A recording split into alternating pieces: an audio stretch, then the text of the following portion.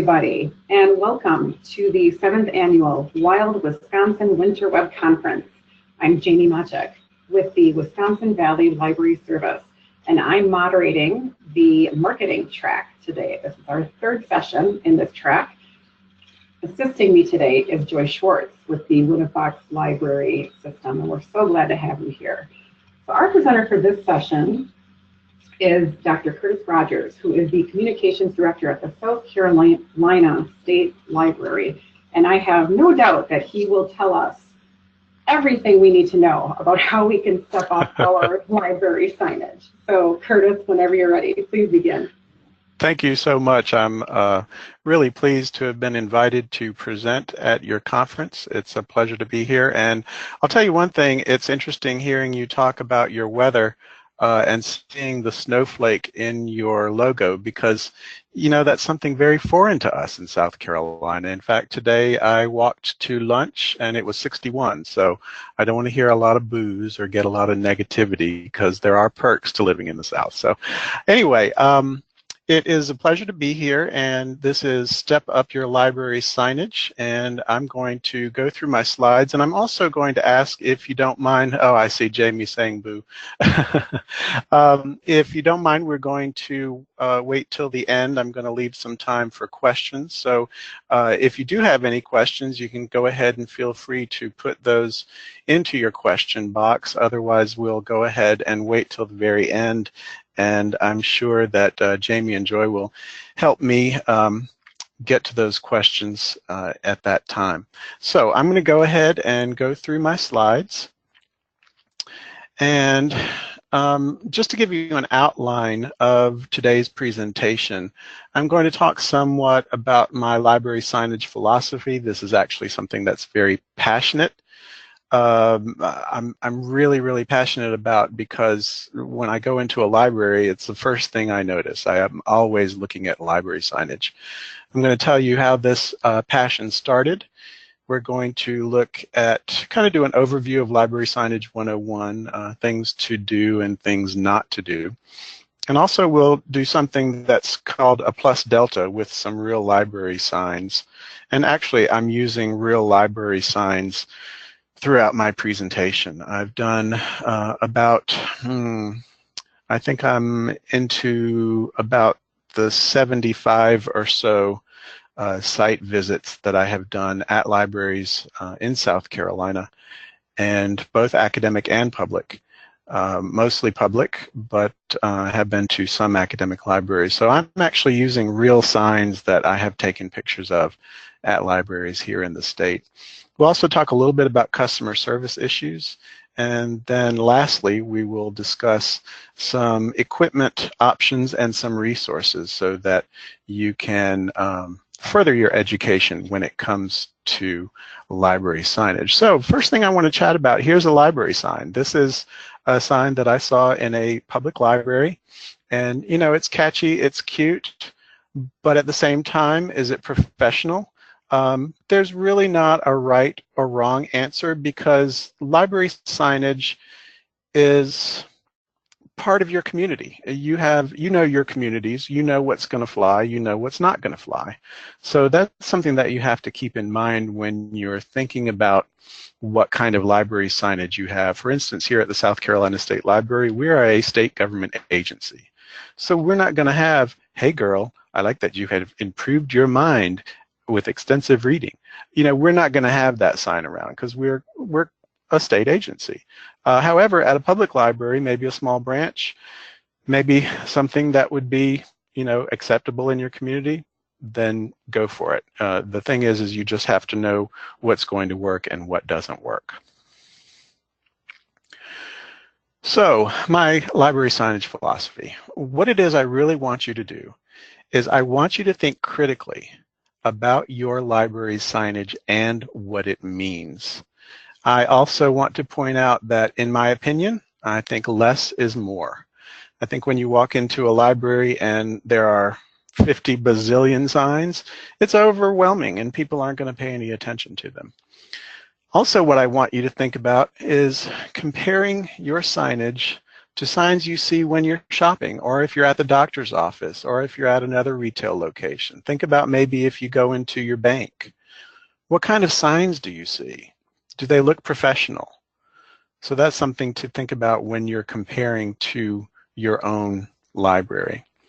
Again, I'm going to be showing images of real library signs. And here's a library sign off to the right for music CDs. And we've all probably seen something similar in a library or in our own library. But what's the first thing that grabs you? I know the first thing that grabs me is the apostrophe S. The CD's not possessive of anything. So, you know, anytime I see this, I always make a comment. I say it should be CD with a lowercase s. There's nothing possessive about it. There's DVDs. And you also look and you see clip art and you see a font that's a little bit difficult to read. And you also don't see any branding. If you go into a department store, a lot of times on just about every sign, you're going to see that, that brand, that logo. And that's something I think we should think about as well. So how all this got started, where my passion really started, I really connected with this presentation I attended years ago. This was not at the 2018 conference, but it was probably maybe 5 years ago now. And this was before the Library Marketing Communications Conference came into existence. It was a small gathering before it turned into a really big conference. And one of the presentations was by Amy Stempler and Mark Aaron Polgar called Do You See the Signs? Evaluating Language, Branding, and Design in a Library Signage Audit. And this got me thinking. This made me realize that I had been in a lot of public libraries across the state, and luckily that's part of my position, is to have been able to visit a lot of libraries across the state, working at the state library, and essentially being a consultant on some levels.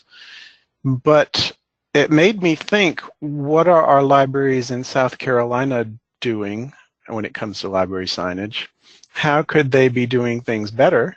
And how could I offer that as a service? And so I began offering library signage audits. I've been to a number of libraries, like I said, here in the state, and the largest library system I've done, which was last summer, was the Charleston County Public Library. They have 16 branches. It took me 3 days to photograph every branch and every sign in every branch. And that's most every sign. Of course, there are some signs that I'm missing, but I'll show you what the audit report looks like a little bit later. So I took away a lot from that initial program and worked up these two columns. We have library standards in South Carolina that we recommend to all of the public libraries in the state, and I'm sure a lot of other states have similar library standards. And one of the things that we had in our standards were a lot of references to library signage. And so I kind of took those and built on them and offered this as something specific to libraries in the state. So there are positive and negative implications when we're talking about library signs. And in the positive column, you see polite language. So, you know, it's difficult to say something in a manner that's no food, no drink, no this, no that, no loud music, no cell phones. So you want to try to think of a way to say something that's negative and make it sound a little nicer. You know, like, please silence cell phones. So you have to think through the nuances of language, and always polite language is going to get you a whole lot farther than negative language. Also, you don't want to be too verbose. This is something that, and I can say this because I have a master's in library science. I'm a librarian. I've started out my career in reference and interlibrary loan. And I know that we library folk love to be verbose. We like to, you know, it's much easier to explain something fully, isn't it?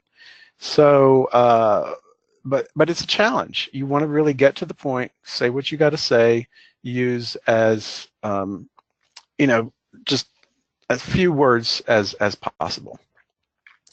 Also, I think it's really important to constantly brand your library. Every sign that goes up, I think you should have your library logo on it or your branding. Also, this depends. It may not be every sign. There might be a poster that you do that it might not, be appropriate for your logo to be on. So this is a depends kind of situation. Also, you don't want to have any typos. People from the outside, they think of the library as a house of knowledge. We're all experts. So one thing you want to do is make sure that you get someone else to proofread your library sign. You also want to use correct grammar. Again, I referred to that CD apostrophe S being possessive. You don't need the apostrophe, so you want to be sure and use correct grammar. You want to be consistent with your font and font size, and you also, 9 out of 10 times, want to have an image that supports the content. Sometimes this isn't that necessary. Again, it just depends all on that situation. This goes back to that thought process of I want you to think critically about your library signage. Just don't slap up a sign when you think a sign needs to go there. So some of the negative components of a library sign. If it is handwritten, it looks like it is sloppy. It looks like someone didn't want to take the time to print out a sign. And really, if you have access to a computer and Microsoft Word, and you need to put up a really quick temporary sign, you can type it out and print it out. Hopefully you have access to that. Also, you don't want too many words. Again, that's getting to, get to the point. Also, clip art. Just don't do it. Clip art is pretty much passé. It doesn't really add that much unless maybe you are doing some kind of art programming and it actually calls for, clip art to be used. So again, think critically. Another no-no is using Comic Sans and nowadays Papyrus font. Those are kind of a couple of fonts. We have a user experience designer here at the State Library, and she was looking through my presentation. She said, you need to go ahead and add Papyrus font to that, because everything that she sees in the literature, that the Comic Sans and Papyrus are two fonts that pretty much, just kind of stay away from. Unless, maybe in the children's room, Comic Sans would look good on a certain sign. Or maybe you're doing a program on how to make paper from papyrus and you want to use that font. Again, it's just going to depend. Try not to be passive aggressive. Don't say something really negative and then at the bottom of the sign say, oh, but thank you for coming. Thank you, comma, management. That kind of thing people can read a lot into and they're just not going to take very kindly to it. Also, don't use too many colors and try not to have too much going on. So what I'm showing you now, this was a door that leads to the upstairs, the second level of a public library I was in. And you can see there's 1, 2, 3, 4, 5, 6, 7 signs there. Then over to the right, there's some information on an information stand. There's another sign posted to the glass. So what do you think when you look at this? I tend to think, that's just so much going on. And what I did was I stood over to the side for about 10 minutes and I watched people going in and out of this door. In that 10 minutes, no one stopped to look at any of these signs. I mean, no one. So, in my report to the director of this library, I said, I would just take them all down. Really, you have to think about it. Is it benefiting anything by having all these signs posted if no one is looking at them? So that's something to think about. Here's another sign that I happened to see in the men's room. If you sprinkle when you tinkle, be a sweetie, wipe the seedy.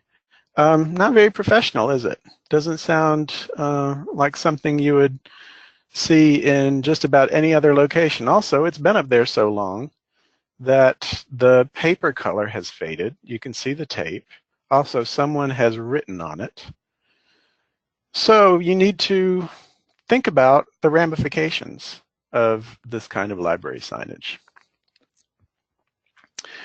Next is bulletin boards. Bulletin boards always drive me crazy. And again, it's kind of a thing that you know why they're there, and someone on staff is generally assigned with policing them, and it's maybe not a fun thing to have to do. And also, is anyone standing there looking at any of it? So, do you need it? We need to think through that. Is there a specific reason why you have a bulletin board? Sometimes you can tell someone on staff really gets into it, and they put some kind of wrapping paper on the background, and they put a border on it. And, you know, if they're doing all this work for something that no one's paying attention to, why have it? And all I'm trying to say is think critically about why you have a bulletin board. At the same time, think critically about why you have a paper suggestion box. If you have a suggestion box at your information desk, your reference desk, your circulation desk, is anyone using it? Is anyone actually standing there, filling out a card, and putting it in that box? If no one's using it, take it away. Just do away with it. If someone's going to have a complaint, they're going to say to someone at the front desk, "May I see your supervisor?" If they, you know, aren't going to be fussing at you for something. So think critically, again, about bulletin boards and suggestion boxes. And again, always remember, sometimes less is more. So what I want to do, and this is something that, of course, when I do this presentation live, I have a lot of interaction from folks. So what I would like for you to do is, while we look at the following signs, I would like you to get out a piece of paper, and you have two columns. Column on the left can be a plus, and the column on the right would be a delta. So plus stands for something that is positive, and a delta stands for what could potentially change. And this is called a plus delta. Some of you may be familiar with the process, but it's a really good process, and it gets you looking very closely at what you should be doing, not only with your library signage, but it can also be for programs. It's kind of like having a pros and cons session. But sometimes it's very difficult to think about what is positive about something. We immediately want to jump to what is negative and say, I wouldn't do this, I wouldn't do that. So what I want you to do is think positively initially about library signage, and then think about what could possibly change. So I'm just going to go through these, and I'm going to talk through them. This is a library sign that was in an academic library, and it says, help keep your library quiet, clean, and comfortable. Follow these 3 rules of etiquette. Number 1, no food allowed in the library. Number 2, no drinks at computer stations, the circulation desk, the meeting and student study rooms. Number 3, be quiet. The library is a quiet study space. Your fellow students appreciate your support. Well, the first thing I think about a plus or a positive about this sign is that it's very thorough. That can be positive. I kind of like the colors. I think that's good. And I also like the font. I think it's easy to see from a distance. And what I would change is maybe cut out a lot of the words. I might want to be more positive. Instead of saying no food and drinks, I might say something like, please limit food and drinks to outside the building. You can think of a positive way to say no. And also you can, instead of saying be quiet, you could say, you know, please no loud noises, or something to that effect. But you can cut out a lot of the words on this sign, because again, it's one of those signs that I don't think someone's going to stand there and look at, spend time to really read all of these items. And here is the next sign. The clock, underlined in bold, is ticking, underlined in bold, exclamation point. Each patron has 60, in red and underlined and bold, minutes on the computer. Please, underlined, monitor your time, exclamation point. And then it has kind of an odd image. I don't really understand the image because it says 3 o'clock on the little clock, but then it says 1, I guess that means 1 hour. And then it says, need more minutes? Tell a librarian, exclamation point. So the it's kind of hard to find anything positive about the sign. I kind of like the catchiness of the clock is ticking, but at the same time, that's a little passive aggressive. I do like the font. I think the font is nice, so I'll give it that. But then when I'm thinking about what could be changed, of course, I would love to see the library's branding on this kind of sign. I do like that it's in acrylic, so it's in a nice holder. But I think that, it could be changed to say, 1 hour limit per computer, period. You don't have to say a lot. You just have to get right to the point. Okay, next sign. This computer is for printing only in all caps, exclamation point. No internet, in red, allowed on this computer. Thank you. I was like that little thank you at the end of the sign. And I'm being facetious when I said that. So, plus, again, I think the majority of the fonts are pretty good. I think you can see it from a distance. Other than that, there's not a lot of positive about this sign. I think that what could be changed on this sign is not use exclamation points, not have so many colors going on, take away the thank you. That's a little bit of a passive aggressive going on, because it's at first you're shouting at everyone. So you're saying, this computer is for printing only. No internet allowed on this computer. And then thank you. So I would take off the thank you, and I might change this to something like printer access only, just 3 words. And then this sign, this is really an interesting sign that I saw in a library branch. So we have please read, exclamation point, stop, and a stop sign, and then do not enter, and then a stoplight, and then another stop sign, and then stop here. Employees only, in red, all caps, 5 exclamation points, underlined, and then only disabled users are allowed to use the bathroom beyond this point. So someone put a lot of thought into this. And what I like about it is that it is bold. It is in your face. It's getting your attention. And obviously they have had some issues. But is this sign the best way to deal with that? One of the things that I would change about this sign is essentially I would say I would limit it to 2 words. And I would just say staff only.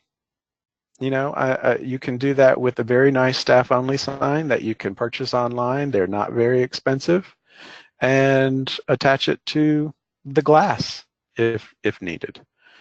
There is the issue about disabled users being allowed to use the bathroom beyond that point, so that might take some further thought.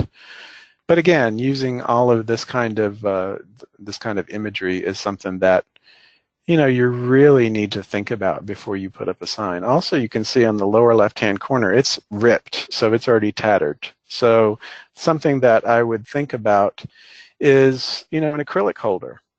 You can get an acrylic holder for glass that goes on by suction cup, and they're not very expensive. In fact, I'll show you what one looks like a little bit further on.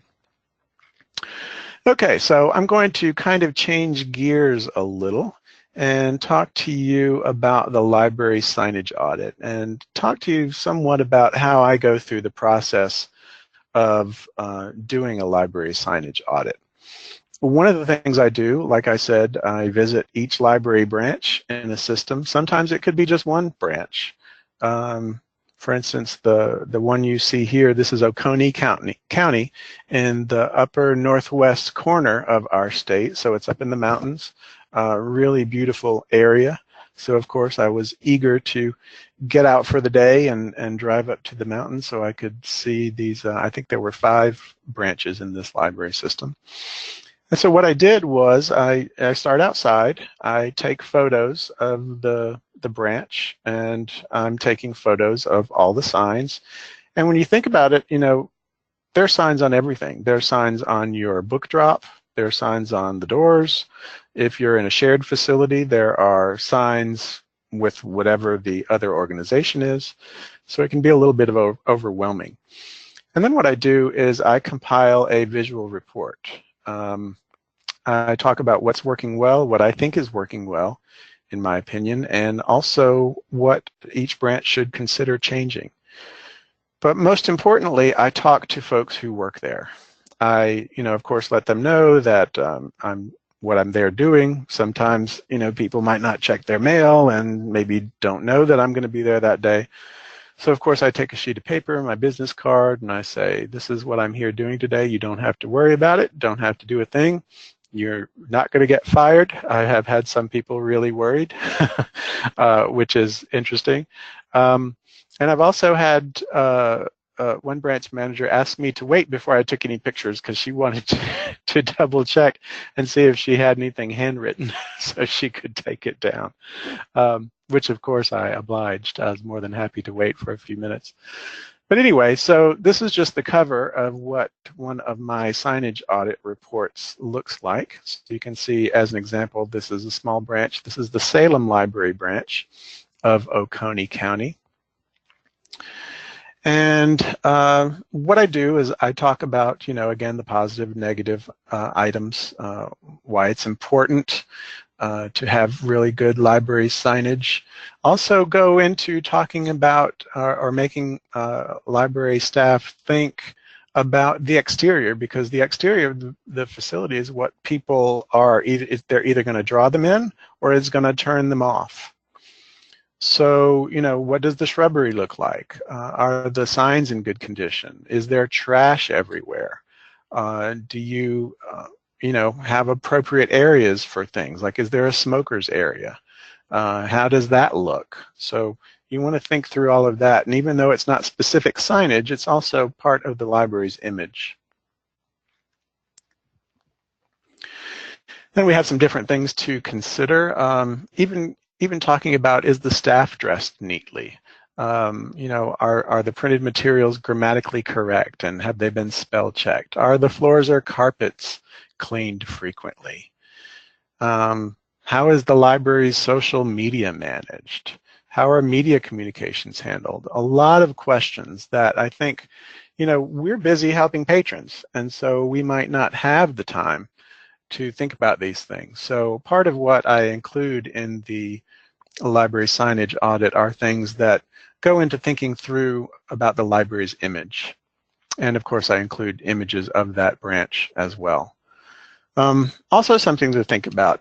It's kind of related to signage, but more communications. But how is the library listed on a Google search? Has anyone reviewed the library? And how many of you, as library staff members, how many of you have Googled your library branch and actually seen or made sure whether or not the address is correct? How does it show up on Google Maps? Can someone get to your library through Google Maps if they're using GPS? So things like that are important to think about as well. So I have a recommendations section, and this is where I talk about what the branch is doing well and also what to consider doing differently. 9 out of 10 times, I'm always going to make the recommendation to use a sign template for all temporary signs that includes the library's name and logo. Also to use a consistent font on temporary signs. Use acrylic sign holders on the walls if they're needed. Also to consider removing verbose policy and library law signs. Keep them in a binder behind the desk, and if you need to refer to them later, refer to them later. Otherwise, no one is standing there reading about the library policy. Again, if you're a county or academic institution where you're required by your local government or state government to include those, then of course you have to include them. But if there are no regulations for that, then I say, take them down. I've developed this little sign removal test. I was talking to a librarian at one of the branches I was doing a signage audit at, and I asked her what this one sign was at the reference desk, and all it was a metal sign that was standing up by itself on a holder, and it had a big white question mark on it, and it was a blue background, and that's all it was. It was a question mark. And I said, I've seen these at a few of your branches, and I just wondered what they're for.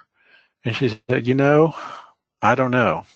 We had someone on staff who told us we had to put this at our desk. And I asked that at a few other branches, and one person said to me, well, we don't know. We were just told to put it up there, and nobody here likes it.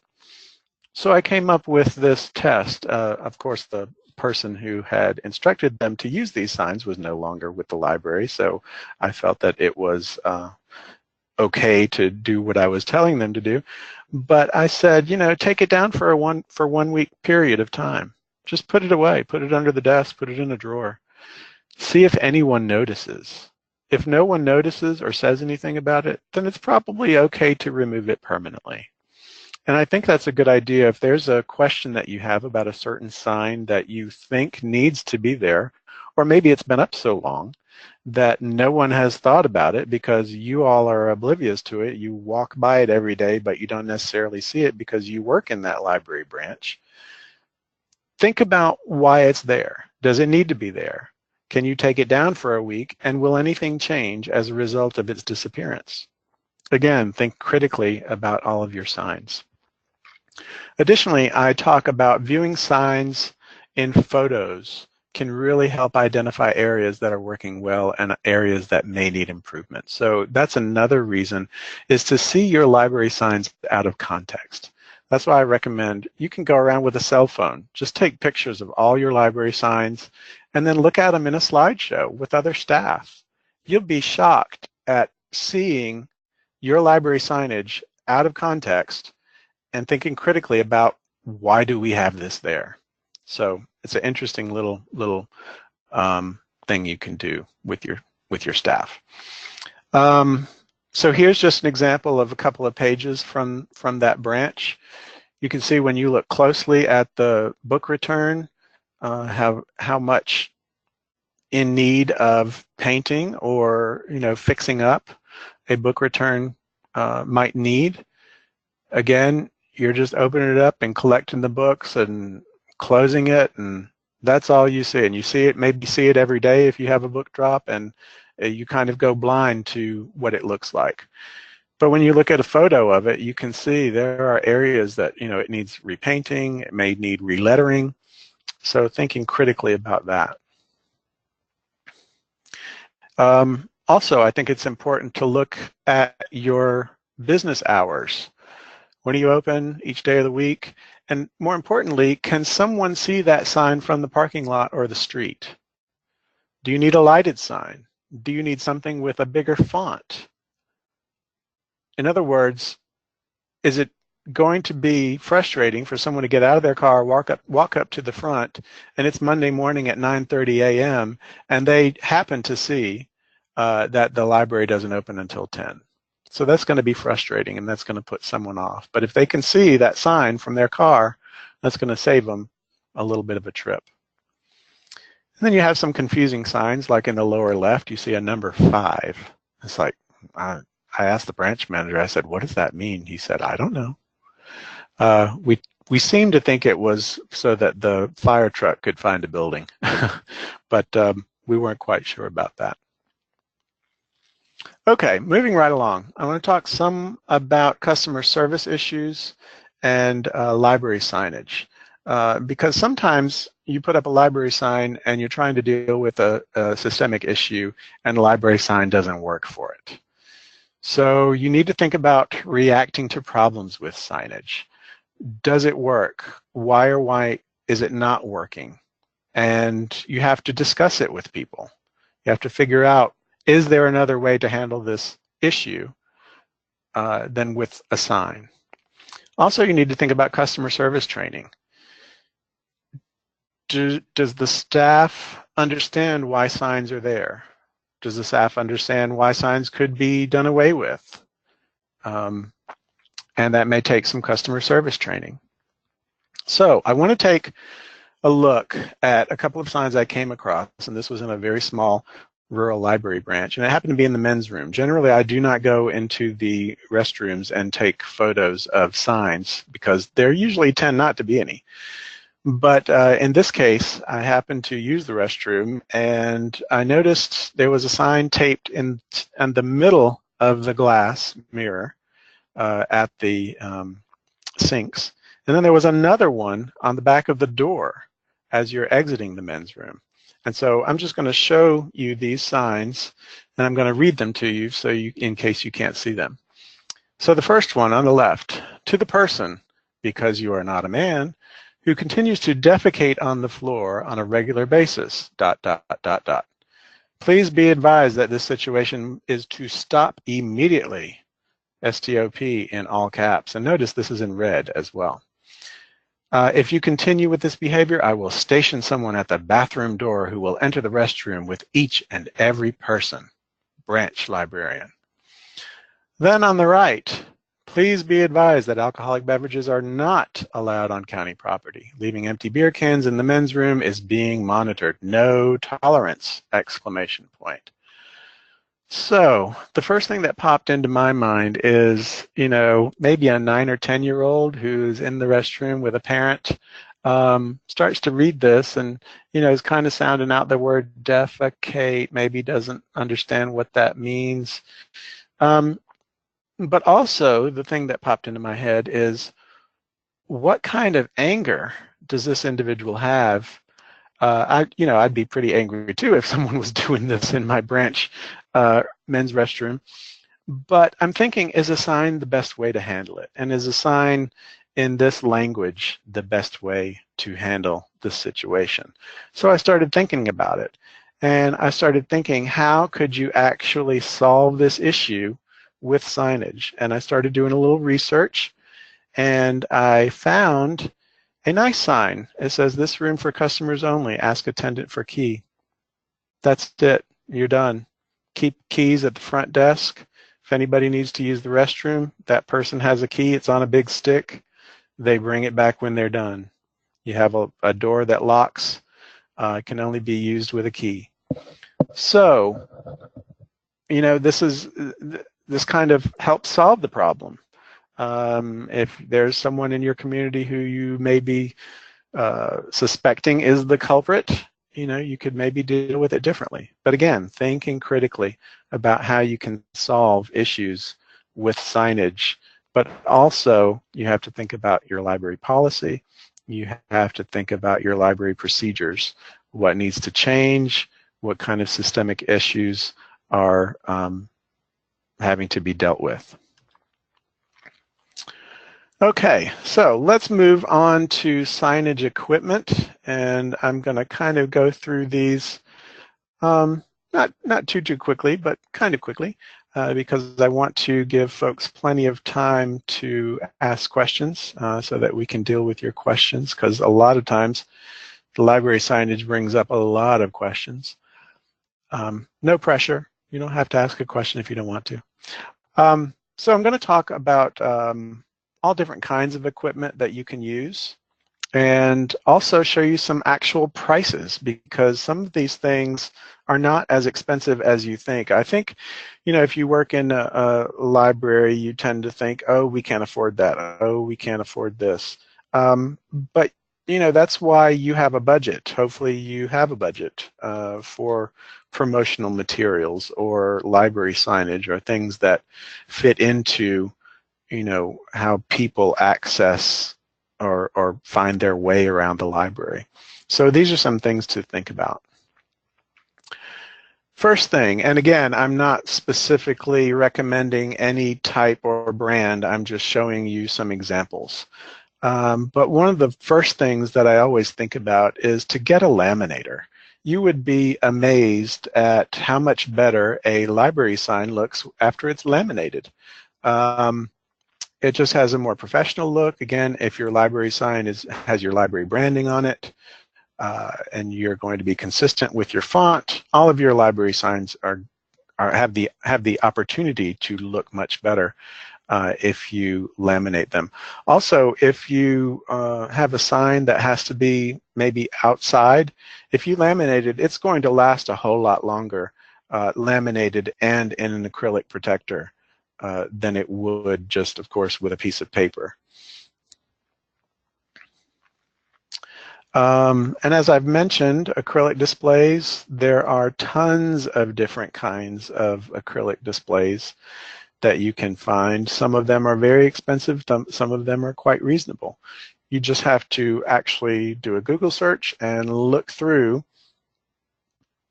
all of your different options. There are all kinds of acrylic sign holders, some that look fancy, some that are not so much. But again, it's going to look a whole lot more professional if you have an acrylic brochure holder on your countertop than it is if you just put the brochures flat down on the desk.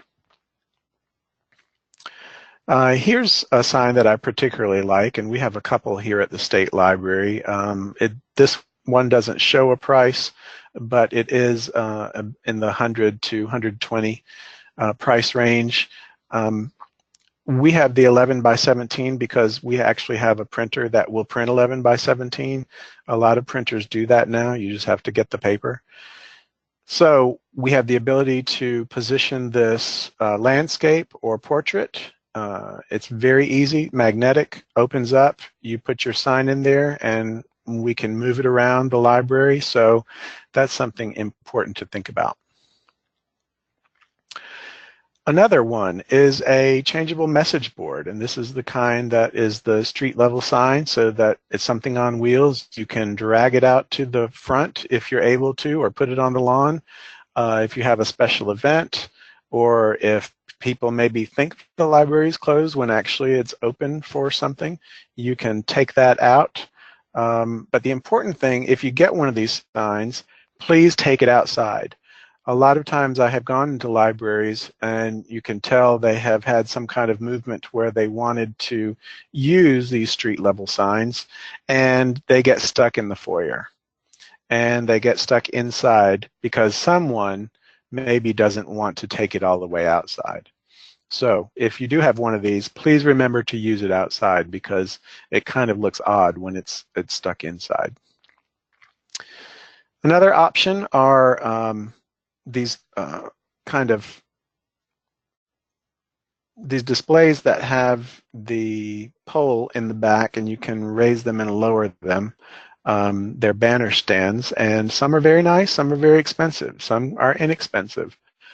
But if you have the need for something that maybe you have an annual event, maybe you have an area of the library that could use with some kind of banner stand, then I highly recommend you looking into these. We have a few that we use for exhibits, which is nice.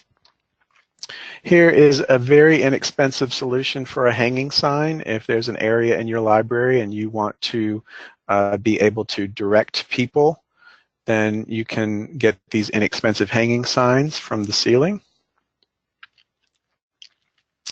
And then, like I mentioned, the suction cup acrylic holders. These are great because they're removable. The suction cups do kind of look a little odd, but if it's something that you need to be able to move around, then these are relatively inexpensive, as you can see here. And then lighted signs. Surprisingly, I have been to some branches where, it's a far distance between the road or the parking lot and the door or the entrance to the library. And a few of the libraries that I have seen that have that situation actually have lighted signs, like, yes, we're open. You can get these relatively inexpensively. You can see there's one on this sheet that's $27, $28. all the way up to $100 and something, but they're a lot less than you think they would be. The thing you have to think about with these kind of signs is how they operate, how they would plug in, also who would be responsible for making sure it is turned on at a certain time and turned off at a certain time. So again, you're going to have procedure with this kind of signage. And then a lot of people think that if you don't already have a digital sign, that digital signage is way too expensive. It's really not. If you're able to budget for it, and you can see here $250, it's basically just a big computer screen that can be put on a wall. A lot of times these are operated just by USB, and you can just plug in a USB with a PowerPoint presentation on it, and that just rotates, and then you can change that out, and that's going to show different events, different things that are going on at the library. So if you've thought about digital signage but you're worried it costs too much, it really does not cost a lot. At the same time, if you're thinking about digital signage, you need to think about what signage to do away with, because you don't want to add digital signage and then not take away other signs, because then you're just adding to a huge amount of signage. So again, less is more in this case. And then, some of you might have iPads around that maybe no one's using. I doubt it, because we all love our technology. But think about an iPad floor stand. You can put an iPad in these. You can have the catalog in these. You can do a lot of stuff, and it looks really professional. And again, these are not too terribly expensive. So, some resources as we're kind of wrapping up, I wanted to mention, and again, give you plenty of time to ask questions. Some of the best resources are, of course, things on the internet. So Flickr. You can go to flickr.com, you can do a search for library signage, and you'll be shocked and amazed at what you find. Also Pinterest. I think some of you may know what Pinterest is. Pinterest is one of those addictive things, and if you get into it and you keep on looking at images, you can really, really lose a lot of time. I'm sure a lot of folks here are on Pinterest. You can just type in library sign, and again, you'll be amazed at all the things you get. The American Library Association has a listserv that is great called PR Talk. Has a lot to do with promotion, marketing, communications, so I highly recommend joining that. You can ask your questions there. The Accidental Library Marketer by my friend Kathy Dempsey. She's up in New Jersey. She's a consultant, and she has a great book out called The Accidental Library Marketer. So check your catalogs and see if that's something you can check out. And then there's also the Customer Focused Library, Reinventing the Public Library from the Outside In. That's by Matthews, and this is also a great resource for you to look at. So I wanted to give folks plenty of time. Like I said, I think it's about 10 till. And I want to be sure and let you know that you can definitely contact me. I'm more than happy to talk to you about library signage. Again, it's something I feel very passionately about. And feel free to email me, send me a message on Facebook or LinkedIn. There's all my contact. Also, we're on Twitter at SC State Library. So be sure and check us out online and let me know if you have any questions. So I think we're going to take some questions now. Yes, we are. Thank you so much, Curtis. So earlier in the presentation, you talked about the community, the bulletin board, and if people are really looking at that, and a comment came in that says, I would think the community notice board is actually a service to the community. People want a space to post information. And I would agree with that. Mm-hmm. So is there another avenue to do that, or another alternative if we decide not to use the community notice board? Right. I've actually seen one library go to digital signage for their community bulletin board. They Mm, actually have a process that, any organization who wants to list anything on their community digital bulletin board, they have an email address that you send that information to. So it's kind of like free advertising, much like a community bulletin board is, except it's digital. It looks a lot cleaner. It's going to rotate, every few seconds with some information on it. And that's one way that you can kind of clean up the clutter. Again, it's a little different because a lot of people, if they are using the community bulletin board, they're looking around at different things all at the same time. So you do have to wait a little bit longer with digital signage for that, but it tends to look a lot nicer. Great, thank you. Another question, what do you recommend for exterior door signage for displaying hours in terms of material, font, and color? We had a vendor put up gold lettering on the door using the sticky vinyl sheets, and it does not show up well, unfortunately. Mm-hmm. Yeah, that's a real problem. And of course, the first thing that pops into my mind is that it would have to be redone. And it's difficult when you've put money into something, but if there hasn't been the correct planning as far as looking at font size and color in relationship to the exterior, then yeah, that's just one of those problems that can really go wrong. A lot of times vendors would be happy to replace some kind of vinyl lettering. It's really not expensive. I've actually done in some internal vinyl lettering and external vinyl lettering here at the State Library, and I've actually done the installation myself. Basically, I just watched a YouTube video on how to do it, and it was a vendor saying, this is how we do it, and this is how you can do it too, but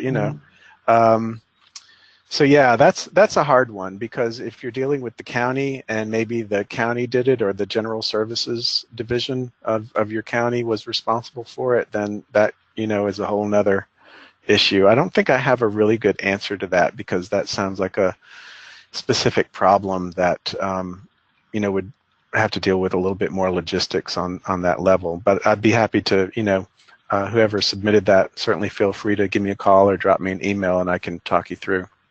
Okay, great.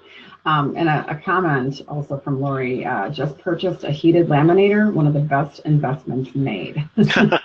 Yeah, that's great. I'll tell you, the laminator actually we have is not a thermal laminator. It's just a 3M laminator that is laminating on both sides with, I guess, some kind of sticky adhesive. But yeah, laminators are great. You would really be surprised at, for not a lot of money, what all you can do. I remember being at a small library branch and noticing how professional everything looked. And I made a comment to a few of the staff, and they had some nice vinyl lettering on the front door and the back door. And she said, "Oh, we have a Cricut machine."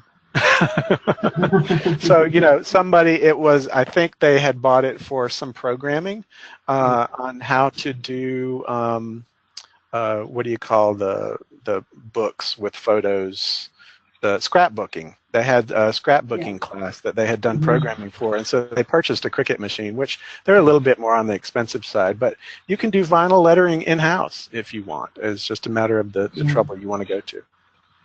Another question is, you mentioned using templates for temporary signs. So what about templates for event posters? Good idea, or will this seem to restrict creativity? Again, this is depending on your community and your audience. I personally think that having a template for everything is a good idea, but you can also have a template that promotes creativity. You can have a template where you have one area of the template that you could put anything you need to in, any kind of image, but then at the bottom maybe you always have your consistent branding, and you're also requesting that a certain font be used. One of the things we have here at the South Carolina State Library is a media communications guide.